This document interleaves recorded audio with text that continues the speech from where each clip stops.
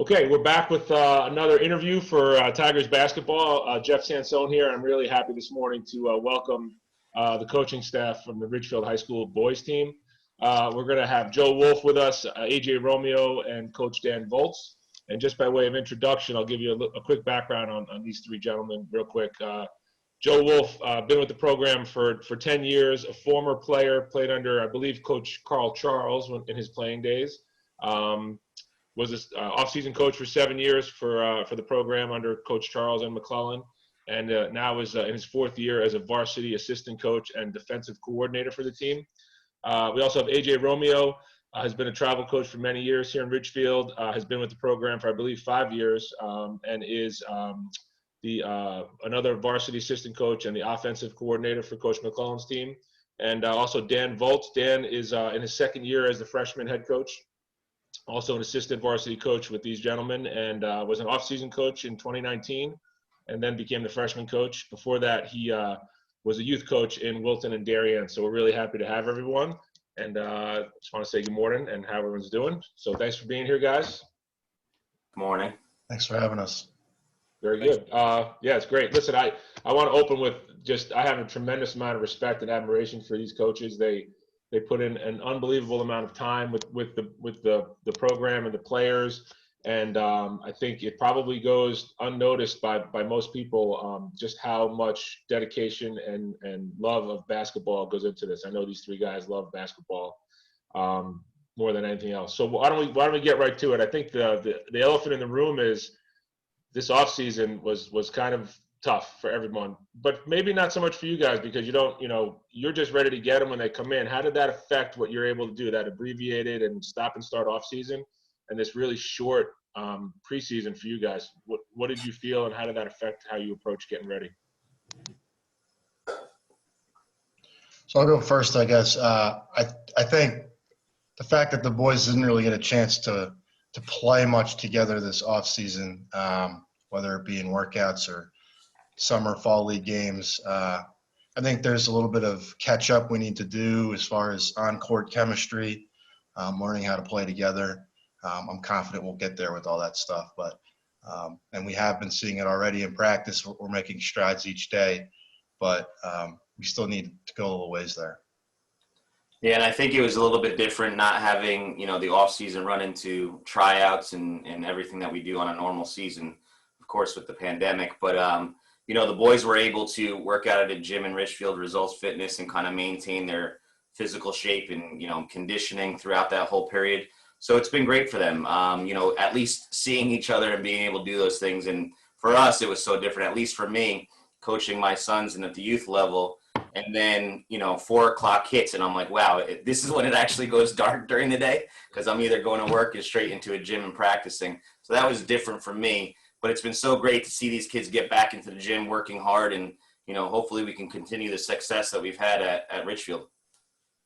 Yeah, I think for me, for me personally, I think all the breaks and stops and starts we have, fighting boredom on a personal level was a challenge for me. So I think trying to find something to do for the boys was also probably a challenge for them. And I think with our boys in particular, I think that, some of our older guys who got a little bit of experience last year and some of the new guys that came in, I think that they were excited and hoping to kind of come in and repeat the success of the last 2 years. So I think managing those expectations and having to grapple with those expectations, for a couple extra months, I think posed a bit of a challenge because ultimately all that stuff doesn't really matter. You kind of got to get into practice and, start doing the work. So I think the extra time to have to wait to start to get prepared, I think probably had a little bit of a hangover effect on some of our older guys, but they've done the work and they're figuring it out, I think. Yeah, I think to echo AJ's point, I think this has been hard on everyone personally, I'm sure, and it's really good to see these young men back in the gym. You could just feel the energy and how excited they are to be playing basketball. And I think to your point, Dan, that success and the shoes they're trying to fill, I think on Tuesday night when they get on the court versus Trumbull, it's their time to stop worrying about that and start making their own legacy. So what do you guys think of this Trumbull team that's coming up? Joe, I'll start with you from the defensive side of the ball. what are you looking at here against Trumbull? I mean, it's the first game of the year, so I don't know how you get ready for a team you probably haven't seen yet. Everyone's brand new with their new rosters. What are you doing to get ready for Trumbull?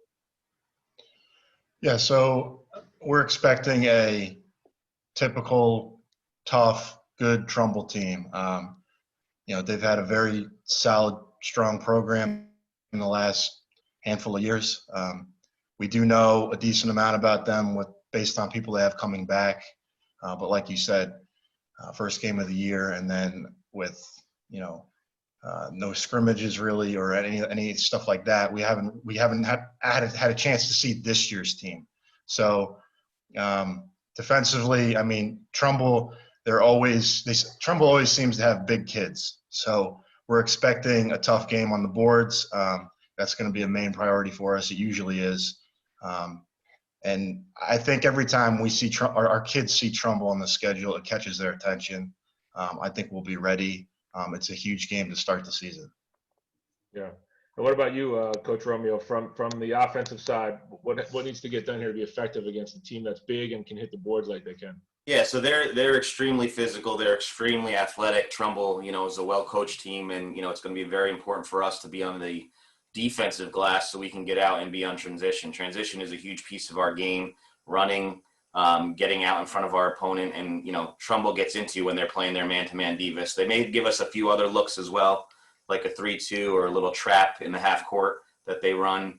And again, the baseline out of bounds and sideline out of bounds are extremely important for us. We have to win in those areas of the game. Yeah, and Coach Volz, you had a couple of, as a freshman coach last year, you have a couple of guys that are seeing some time out now with the varsity squad. That must make you pretty happy to see, guys working their way up quickly like that. Are you surprised by any of that, or is it what you expected after last year? No, I'm certainly not surprised to see some of the current freshmen participating. I wish that they would go a little slower. I wouldn't mind having them in a freshman game or two, but unfortunately, that opportunity wasn't going to present itself. But yeah, I'm excited to see this Trumbull game Tuesday night. I mean, I think if memory serves, Trumbull last year was our home FCAC opener. So it was a big game in a lot of ways for us, just like this year is. And I think we largely played pretty well in that game. I think we jumped out to what you would consider a game-ending lead in the fourth quarter, and then Trumbull just started to claw kind of their way back. So you're definitely expecting a team that never really dies. So it's certainly a good, formidable opener for our varsity boys.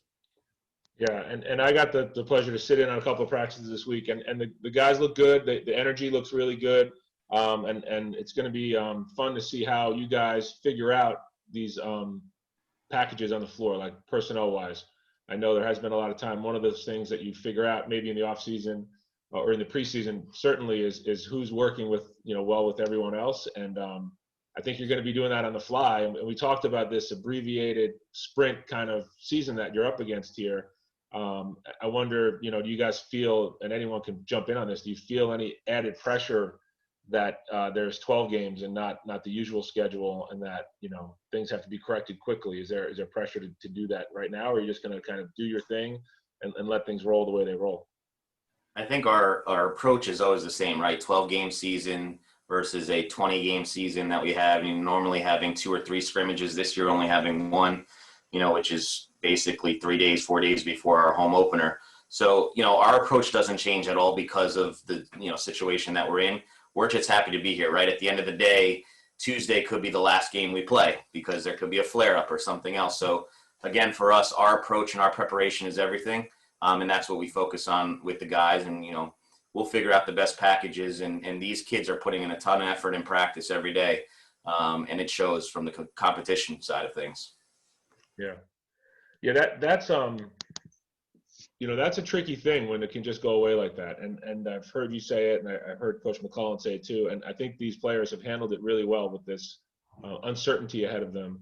And so I'm glad they seem to be excited to play, and hopefully everything stays pretty clean.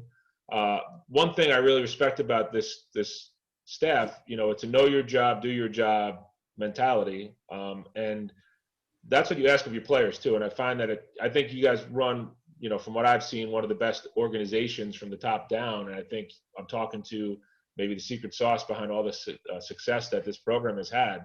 There's great structure in the program, and you guys just put in an amazing amount of work. But that leads by example. When you think, you ask your players, you got to know your job and you got to do your job, and you guys show them that.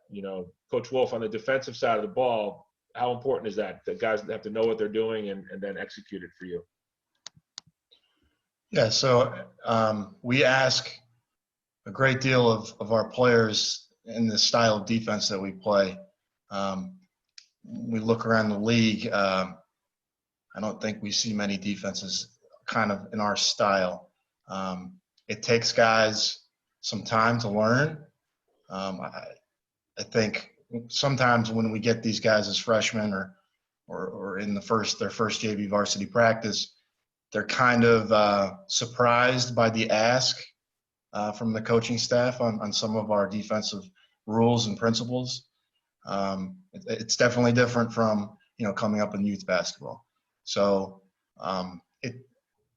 it's a day-by-day thing. We're very much about the process in our program, and we expect mistakes are going to happen. We also expect guys are going to learn from those mistakes and then take the coaching and apply it on the floor.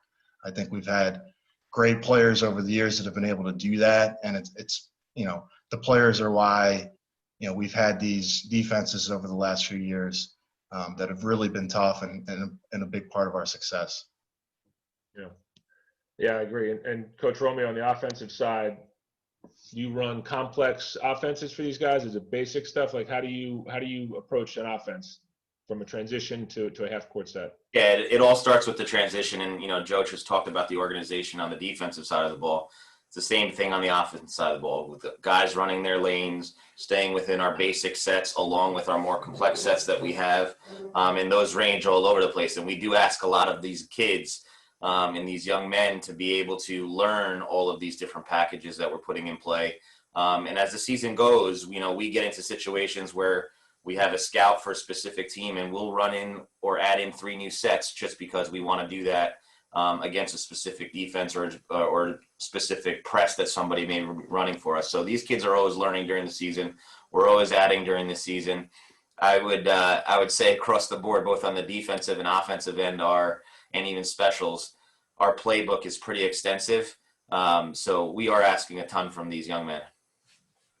Yeah, for sure. I've seen the playbook. It's thick and it's tough to memorize. But Coach Volz, you get the freshmen to come in and you kind of have to mold them into the program a little bit. Maybe not so much this year, maybe because their youth coaches got them maybe a little bit ready. But you have to take everything that Joe and AJ are doing and kind of do it all yourself at the freshman level in these games. Is that challenging for you? Coming into a different offense. This is your second year now. I thought last year you had really good success with your freshman team and got a lot of guys ready for the next level.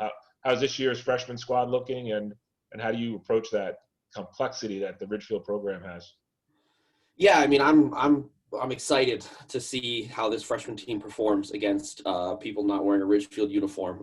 As you alluded to, that all these guys were pretty well coached coming up through the youth ranks. And their familiarity with kind of our program and what we do is probably they're hopefully we think that they're the furthest along of any Ridgefield team freshman class in kind of recent memory or whatever time frame you want to put on it. They're probably at the top. I think I learned from a lot of different mistakes that I think that I made last year. I tried last year, I think, to bring as much of the varsity playbook down and kind of the varsity principles down as I could, just, because I felt that was kind of my job. And I think with this year, kind of having a familiarity with who was coming in and things that worked last year, things that didn't, I'm trying to streamline as much as possible. And, I think that's gone pretty well. I mean, it's a super smart freshman group. So they've been able to pick up a lot of things. So, we've been able to work on their skills as much as possible, which I think at the freshman level is, probably up there in terms of importance, So, I think we found a nice balance. And then the one thing that I hope to use the freshman team this year as a little bit of a playground for ideas. If there's anything that we think could potentially work on a JV varsity level, but we're not ready to kind of throw it in the deep end of the pool yet. I certainly would love to be able to experiment with various things on the freshman level wherever possible. Yeah, so I'll stick with you for a second. Do you have a schedule yet? Do you know when you're playing games? I know it's different this year because it's not going to be freshman JV varsity all on the same night. When are your games going to be, and do you have an idea of what you're doing yet? Yeah, so I mean, the plan as of now seems to be that freshmen and JV are going to play on Wednesdays and Saturdays, various. Late yesterday, we got 3 games for the sub varsity. I think we also would open with Trumbull this coming Saturday. So I mean, I think the sub varsity, I think we have games against Trumbull, Danbury, and New Canaan on the schedule so far, which I mean, I was super excited about. They were, from my experience last year, I don't know if their staffs are the same, but they were 3 of the best coached freshman teams, and they were 3 coaches that I enjoyed, getting to know a little bit. So I was excited about the draw of those 3 teams. Great. And AJ, I guess you'll have the same schedule as Dan because the JV and freshman will be going together. Yeah, the JV and freshman games will kind of be married together like they normally are on a normal game day with varsity following up. But this year being different, where we have a Tuesday, Thursday, Saturday for varsity, or a Tuesday, Friday for varsity, and then having the JV and freshman games Wednesday and Saturday. It's going to be different, but it's exciting for these guys to be able to play some games. Yeah, for sure. I mean, what is it like, do you think, playing to an empty gym? Joe, that Tiger Stadium gets pretty energetic and pretty fired up sometimes. What's it like, that scrimmage against Staples? Do you even notice as a coach, or you just keep kind of hear yourself kind of giving instructions and make it easier for you because you can communicate with your players a little better, or does it take something away having an empty gym? As a coach, I think I noticed it in pregame. Kind of takes it's a little more like a freshman JV game atmosphere. But then once the game started, no, my mind was racing and did not really notice. I mean, I feel horrible for the kids that they're not going to get to play in front of their Tigers lair and have all their friends and family there watching. Hopefully, maybe at some point. But we've been telling the kids on the bench that, they have to make their own energy, all that, really pull for each other on the sideline. Communication has been, I think, one of the biggest challenges so far, and something that we're still trying to figure out. Obviously, with the masks on, verbal communication is strained a little bit. But so, as far as program wide and especially on defense, just figuring out how to, bring in some nonverbal communication and really emphasize the communication is a big thing. And that's even without fans there. So I think it's going to be an adjustment, but Tuesday, Trumbull's on the floor, lined up across from you. I think we'll be ready to compete.